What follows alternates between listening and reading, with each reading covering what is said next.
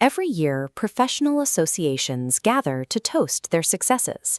They throw gala dinners, network, share job leads, and celebrate career milestones. When it comes to giving back, this same community writes checks. A little money goes here for disaster relief, a little goes there for a general fund. It is a generous impulse, but distributing micro-donations to a dozen different temporary emergencies doesn't actually construct anything permanent. The result is a highly successful group of professionals who spend plenty of time admiring each other's careers, but fail to leave any lasting infrastructure behind. To see the cost of this habit, look at what happens to the institutions we actually need. Recently, a vital Muslim Canadian think tank quietly closed its doors. This organization did the serious, rigorous policy research required to give an entire community a unified voice in government. It didn't collapse because of a scandal or a sudden disaster. It simply ran out of money over time. No specific group of professionals stepped up to take ownership of its survival. This is the real toll of scattered giving. Vital community institutions die slowly from collective apathy and a failure to claim them as our own. There is a different way to operate. It requires matching your specific professional skills to highly targeted, localized problems. Call it vocational stewardship. Comparing traditional fundraising to a focused model, on the left, money scatters into dozens of shallow, incomplete buckets.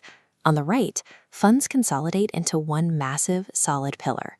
Pooling resources into that single pillar fully funds a refugee integration center, a finished building instead of half-finished gestures. You can apply this exact framework to any profession. If a local charity needs a permanent shelter for people with disabilities, a network of doctors and nurses could adopt that exact project, leveraging their careers in healing to build it. When a professional group adopts a single project that aligns with their expertise, they bring serious credibility and direct oversight. They guarantee the project actually gets completed. The primary psychological barrier stopping this kind of permanent construction is the price tag.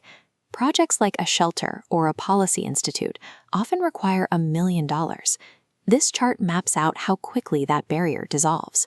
If an association of 200 members commits to $1,000 a year, they hit a $1 million threshold in 5 years. Breaking that down, it's less than $85 a month, roughly the cost of a streaming bundle and coffee. Collective, targeted discipline takes a deeply intimidating financial hurdle and turns it into a highly manageable monthly line item. Once that capital is raised, vocational stewardship reaches its final form, the endowment. In Islamic tradition, this is known as a waqf or sadaqah jariyah, a charity that flows continuously. This flow chart demonstrates an endowment compared to standard charity. Funding a single scholarship covers one student for a year. But here, a $1 million principal locks in a vault, generating a continuous 5% yield. Spending only that return guarantees $50,000 every year, indefinitely, without touching the core fund. Standard gifts eventually run out. Endowments engineer an immortal cycle of giving. This community is filled with doctors, engineers, and lawyers, and tech professionals. It is time to discard the passive, generic habit of simply asking, "How can I help?" We need a new standard of operation. We need to start asking, what can we build that outlives us? Ultimate success is not measured by the wealth accumulated over a career.